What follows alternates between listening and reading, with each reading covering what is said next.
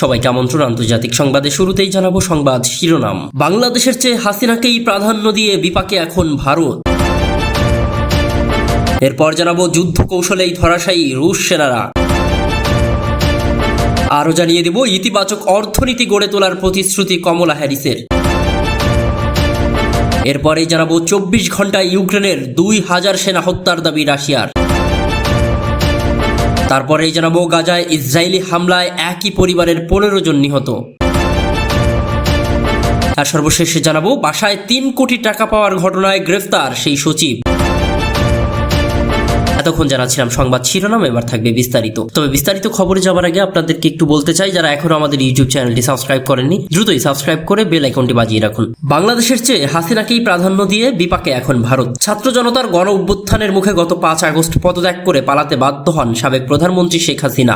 সেদিন ছাত্র জনতা যখন তার সরকারি বাসভবনের দিকে এগোচ্ছিল, ঠিক তখনই তিনি গোপনে ভারতে পালিয়ে যাচ্ছিলেন। সরকারি চাকুরিতে কোটা সংস্কার নিয়ে গত জুন মাসে ওই আন্দোলন শুরু হয়। তবে 16 জুলাই যখন রংপুরে বেগম রোকেয়া বিশ্ববিদ্যালয়ের শিক্ষার্থী আবু সাইদ সহ সারা দেশে 6 জন নিহত হন, তখনই এটি সরকার বিরোধী আন্দোলনে রূপ নেয়। আর তারই জেরে 5 আগস্ট পতন ঘটে শেখ হাসিনার 15 বছরের শাসনামলের। শেখ হাসিনার পতনের বিষয়টি ভারতের শঙ্কা তৈরি করে, কারণ তিনি ছিলেন দক্ষিণ এশিয়ার মধ্যে ভারতের সবচেয়ে বড় মিত্র। এই বিষয়ে ভারতীয় লেখক ও সম্পাদক রাহুল ত্রিপাঠী ফ্রান্স 24কে বলেছেন, ভারত সরকার শেখ হাসিনার উপর অতিরিক্ত, অন্যদিকে বাংলাদেশের উপর কম বিনিয়োগ করেছে, আর এ কারণেই দেশটি এখন এমন শঙ্কায় পড়েছে। ফরাসি সংবাদ মাধ্যমটির প্রতিবেদনে বলা হয়েছে, গভীর সম্পর্ক গড়ার জন্য ভারতের প্রধানমন্ত্রী নরেন্দ্র মোদী ও বাংলাদেশের সাবেক প্রধানমন্ত্রী শেখ হাসিনা দুজনেই নিজ দেশের গণতন্ত্রের পশ্চাৎপসরণকে উপেক্ষা করেছেন। শেখ হাসিনার পতনের পর ভারত সংখ্যালঘুদের উপর হামলার ব্যাপারে যে সতর্কতা দিয়েছে, সেটি ভণ্ডামি হিসেবেও অভিহিত করেছে ফ্রান্স 24। সংবাদ মাধ্যমটিতে আরও বলা হয়েছে, শেখ হাসিনার পতনের বিষয়টি গত কয়েক বছর ধরেই তৈরি হচ্ছিল। যদিও সরকারি চাকরির কোটা সংস্কার নিয়ে শুরু হওয়া আন্দোলনে তার শাসন আমলের অবসানের পথ তৈরি করেছে, কিন্তু গত 7 জানুয়ারি যখন তিনি অস্বচ্ছ নির্বাচনের মাধ্যমে চতুর্থবারের মতো ক্ষমতায় আসেন, তখন সাধারণ মানুষের ক্ষোভ আরও বৃদ্ধি পায়। মার্কিন পররাষ্ট্র মন্ত্রণালয় 7 জানুয়ারি নির্বাচনকে একটি অস্বচ্ছ নির্বাচন হিসেবেও অভিহিত করে। কিন্তু আঞ্চলিক পরাশক্তি ভারত ও চীন 76 বছর বয়সী শেখ হাসিনাকে দ্রুত সময়ের মধ্যেই শুভেচ্ছা জানায়। বিশেষ করে নির্বাচন শেষে নরেন্দ্র মোদীর টুইটটি ছিল নেক্কারজনক। সাধারণ মানুষ ও বিরোধী দল সেই নির্বাচন বয়কট করলেও মোদী, শেখ হাসিনা এমনকি বাংলাদেশের মানুষকে শুভেচ্ছা জানিয়ে বার্তা দেন। এই বিষয়ে ভারতীয় লেখক ও সাংবাদিক সালিহ ত্রিপাঠী বলেছেন, মোদী শুভেচ্ছা জানালেও পুরো বিষয়টি ছিল বাস্তবতা থেকে অনেক দূরে।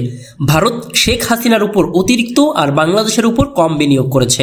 ভারত তার সব ডিম এক ঝুড়িতেই রেখেছিল, আর ভূকৌশলগত দিক দিয়ে এটি অবশ্যই কোনো বুদ্ধিমান কিছু ছিল না। এদিকে যুদ্ধ কৌশলেই ধরাশায়ী রুশ সেনারা। ইউক্রেনের যুদ্ধ কৌশলেই রণাঙ্গনে ধরাশায়ী রুশ সেনারা। 6 আগস্ট থেকে শুরু হওয়া কিয়েভের পাল্টা অভিযানের পর থেকেই বিপাকে পড়েছে রাশিয়া। কুরস্কে হামলার পর যুদ্ধক্ষেত্রে অপ্রস্তুত মনে হচ্ছে মস্কোকে। একের পর এক বাড়ছে রুশ সেনাদের নিহতের সংখ্যা, ধ্বংস হচ্ছে দেশটির বহু সামরিক সরঞ্জাম, সরিয়ে নেওয়া হচ্ছে বহু নাগরিককে। ইউক্রেনের পাল্টা আক্রমণে শনিবার পর্যন্ত 24 ঘন্টায় 1230 জনের বেশি রুশ সেনা হতাহতের খবর পাওয়া গেছে।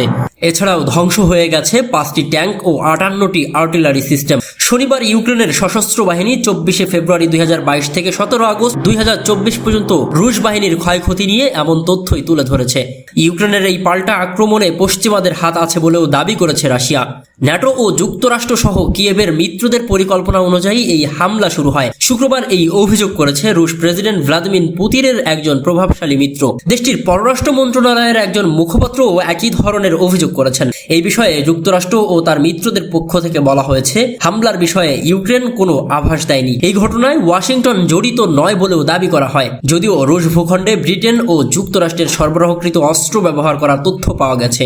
এদিকে ইউক্রেনকে জবাব দিতে সীমান্তবর্তী অঞ্চল কুরস্কে কিয়েভের 220 জন সেনা হত্যার দাবি করছে রাশিয়া। শুক্রবার এক বিবৃতিতে এই তথ্য জানান দেশটির প্রতিরক্ষা মন্ত্রণালয়। ইউক্রেনের সেনাদের প্রতিহত করার জন্য রাশিয়া কিয়েভের 19টি সাঁজোয়া যান ধ্বংস করেছে। এদিকে রুশ নিয়ন্ত্রিত দোনেস্কে একটি শপিং মলে ইউক্রেনীয় সেনাদের হামলায় নিহত হয়েছেন 7 জন। আবারও রাশিয়ার কুরস্ক অঞ্চলে অভিযান চালানোর মধ্যে সেম নদীর উপর কৌশলগত দিক দিয়ে গুরুত্বপূর্ণ একটি সেতু ধ্বংস করার দাবি করছে ইউক্রেন। আর ক্রেমলিন ওই সেতু ব্যবহার করে সেনা সরবরাহ করে আসছিল। এটি ধ্বংস হওয়ায় সেই কাজ ব্যাহত হতে পারে। ব্রিটিশ সংবাদ মাধ্যম বিবিসি এক প্রতিবেদনে জানায় এমন তথ্যই। রুশ কর্মকর্তারা জানিয়েছেন, গ্লুস্কোভো শহরের কাছে অভিযানের ফলে স্থানীয় জেলার কিছু অংশ বিচ্ছিন্ন হয়ে পড়েছে। ইউক্রেনের প্রেসিডেন্ট ভ্লাদিমির জেলেনস্কি বলেছেন, তাদের সেনারা কুর্স্কে অবস্থান শক্তিশালী করেছে। দখল করা অঞ্চলগুলোকে বিনিময় তহবিল হিসেবেও বর্ণনা করেন তিনি। বলেন, এসবের সঙ্গে ইউক্রেন মস্কোর দখল করা অঞ্চল বিনিময় করা যেতে পারে। উল্লেখ্য যে চলতি মাসের 6 তারিখে রুশ সীমানায় অনুপ্রবেশ করে হামলা চালায় ইউক্রেন। দুই দেশের মধ্যে প্রায় 2.5 বছর ধরে চলা যুদ্ধে এই প্রথম প্রতিপক্ষের সীমানায় অনুপ্রবেশ করল ইউক্রেনীয় সেনাবাহিনী। এছাড়া দ্বিতীয় বিশ্বযুদ্ধের পর রাশিয়ার বহির্শত্রু আক্রমণের সবচেয়ে বড় ঘটনা এটি। হামলার 11 দিন পরও রুশ ভূখণ্ডে অবস্থান করছে ইউক্রেনীয় বাহিনী। কিয়েভের দাবি, এখনো পর্যন্ত 1150 বর্গ কিলোমিটার এলাকায় 82টি গ্রামের নিয়ন্ত্রণ নিয়েছে তারা। দিকে ইতিবাচক অর্থনীতি গড়ে তোলার প্রতিশ্রুতি কমলা হ্যারিসের। যুক্তরাষ্ট্রের প্রেসিডেন্ট নির্বাচনে ডেমোক্রেটিক পার্টি থেকে প্রার্থী হয়েছেন কমলা হ্যারিস। প্রার্থী হিসেবে মনোনীত হওয়ার পর থেকেই ব্যাপক নির্বাচনী প্রচারণায় নেমেছেন তিনি। প্রতিনিয়তই দিচ্ছেন নতুন নতুন প্রতিশ্রুতি। এবার অর্থনীতিতেও বিশেষ কিছু সুবিধা দেওয়ার প্রতিশ্রুতি দিলেন কমলা। যুক্তরাষ্ট্রের প্রেসিডেন্ট নির্বাচনে জয়ী হলে কি কি সুবিধা জনগণকে দেবেন সেই বিষয়ে একটি আংশিক রূপরেখা প্রদান করেছেন তিনি। শুক্রবার উত্তর ক্যারোলিনায় একটি সমাবেশে এই পরিকল্পনা তুলে ধরেন, যেখানে বেশিরভাগ আমেরিকানদের জন্য কর কমানো, দোকানদারদের দ্বারা মূল্য বৃদ্ধি নিষিদ্ধ ও আরও সাশ্রয়ী মূল্যে আবাসন তৈরির কথা বলছেন কমলা। ডেমোক্রেটিক প্রেসিডেন্ট মনোনীত প্রার্থী হিসেবে কমলা প্রথমবার অর্থনৈতিক কেন্দ্রিক বক্তৃতায় শিশুসহ পরিবারের জন্য $6,000 নতুন চাইল্ড ট্যাক্স ক্রেডিট প্রবর্তনের প্রতিশ্রুতি দিয়েছেন। শিশু আছেন এমন পরিবারের জন্য ট্যাক্স কমানোর পাশাপাশি ঔষধের দাম কমানোরও ঘোষণা দিয়েছেন তিনি। বর্তমানে ভাইস প্রেসিডেন্ট হিসেবে দায়িত্ব পালন করা কমলা 4 বছরের মধ্যে 30 লাখ নতুন আবাসন ইউনিট নির্মাণ ও প্রথমবারের মতো ক্রেতাদের জন্য বাড়ি তৈরিকারীদের জন্য একটি ট্যাক্স প্রণোদনা দেওয়ার আহ্বান জানিয়েছেন। কমলা উত্তর ক্যারোলিনার এই সমাবেশে সমর্থকদের বলেছেন, মার্কিন অর্থনীতি শক্তিশালী রয়েছে, কিন্তু দাম এখন অনেক বেশি। প্রেসিডেন্ট হিসেবে তিনি মধ্যবিত্তের দিকে নজর দেবেন বলেও উল্লেখ করেছেন। কমলা বলেছেন, সবাইকে নিয়ে আমরা একটি ইতিবাচক অর্থনীতি গড়ে তুলব। মধ্যবিত্তকে গড়ে তোলা আমার অন্যতম লক্ষ্য থাকবে, কারণ তারা যখন ভালো থাকবে তখন মার্কিন অর্থনীতিও শক্তিশালী থাকবে। কমলা আগামী সপ্তাহগুলোতে তার অর্থনৈতিক পরিকল্পনার ব্যাপারে আরও বিস্তারিত প্রকাশ করবেন। মূলত এক্ষেত্রে তিনি তার প্রতিদ্বন্দ্বী প্রার্থী ডোনাল্ড ট্রাম্পের সঙ্গে পার্থক্য তৈরি করতে চান। এই বক্তৃতায় নিজের প্রতিশ্রুতির পাশাপাশি প্রতিদ্বন্দ্বী রিপাবলিকান পার্টির প্রার্থী ডোনাল্ড ট্রাম্পের প্রতিশ্রুতির সমালোচনাও করেছেন তিনি। এ সময় কমলা হ্যারিস বলেছেন, তিনি দৈনন্দিন পণ্য এবং মৌলিক প্রয়োজনীয় জিনিসগুলোর উপর জাতীয় বিক্রয় কর আরোপ করতে চান, যা আমরা অন্যান্য দেশ থেকে আমদানি করি পর এটি আমেরিকানদের ধ্বংস করবে। ট্রাম্প এই সপ্তাহে অর্থনীতি এবং তার নীতিগুলোকে কেন্দ্র করে 2টি বক্তৃতা দিয়েছেন, তবে তিনি এখনও একটি বিশদ অর্থনৈতিক পরিকল্পনা প্রকাশ করেননি। তিনি উচ্চ মুদ্রাস্ফীতির জন্য বারবার বাইডেন প্রশাসনের নিন্দা করেছেন, সেই সঙ্গে অবিলম্বে দাম কমানোর প্রতিশ্রুতিও দিয়েছেন তিনি। এদিকে গত 24 ঘন্টায় ইউক্রেনের 2000 সেনা হত্যার দাবি রাশিয়ার। বিগত 24 ঘন্টায় ইউক্রেনের 2000-এর বেশি সেনা হত্যার দাবি করছে রুশ বাহিনী। শনিবার রাশিয়ান সশস্ত্র বাহিনীর বিশেষ সামরিক অভিযানে অগ্রগতি এবং সাফল্যের কথা তুলে ধরেন রুশ প্রতিরক্ষা মন্ত্রণালয়। এক বিবৃতিতে মন্ত্রণালয়টি জানিয়েছে, গত 24 ঘন্টায় রাশিয়ার সশস্ত্র বাহিনী 2010 জন ইউক্রেনীয় সৈন্যকে নির্মূল করেছে। একই সঙ্গে তাদের বিমান প্রতিরক্ষা বাহিনী গত দিনে ইউক্রেনের 10টি হাইমার্স রকেট, 2টি বিশাল ধ্বংসযোগ্য সৃষ্টিকারী বোমা ও 35টি ড্রোন গুলি করে ধ্বংস করেছে। এছাড়াও রুশ বাহিনী একটি Su-24 ফ্রন্টলাইন বোমারু বিমান এবং ইউক্রেনীয় বিমান বাহিনীর 3টি হেলিকপ্টার ধ্বংস করেছে, যার মধ্যে 2টি Mi-18 এবং একটি Mi-17 হেলিকপ্টারও রয়েছে। অন্যদিকে রাশিয়ার ব্ল্যাক সি ফ্লিট ইউক্রেনের নৌবাহিনীর 2টি মানুষ্যবিহীন নৌকাও ধ্বংস করেছে বলে বিবৃতিতে দাবি করা হয়েছে। রুশ প্রতিরক্ষা মন্ত্রণালয় আরও জানিয়েছে, রাশিয়ান ভোস্টক ব্যালেট গ্রুপ ইউনিটগুলো ফ্রন্ট লাইনে তাদের অবস্থান উন্নত করেছে। একই সঙ্গে রুশ সেন্টার ব্যালেট গ্রুপ ইউক্রেনের লিউ অ্যাসল্ট ব্রিগেডের আক্রমণ প্রতিহত করেছে এবং শত্রুদের 6টি ব্রিগেডকে আঘাত করেছে। তবে এই বিষয়ে ইউক্রেনের পক্ষ থেকে তাৎক্ষণিক কোনো প্রতিক্রিয়া পাওয়া যায়নি। এদিকে গাজায় ইসরায়েলি হামলায় একই পরিবারের 15 জন নিহত। ফিলিস্তিনের স্বাধীনতাকামী সশস্ত্র গোষ্ঠী হামাস নিয়ন্ত্রিত গাজার মধ্যাঞ্চলে অতর্কিত বিমান হামলা চালিয়েছে ইসরায়েলি বাহিনী। এতে একই পরিবারের 15 জন নিহত হয়েছেন। স্থানীয় সময়ে শনিবার 17 আগস্ট ভোরে দ্য গার্ডিয়ান লাইভ প্রতিবেদনে এই তথ্য জানানো হয়। নিহতদের মধ্যে রয়েছে 9 জন শিশু এবং 3 জন নারী সদস্য।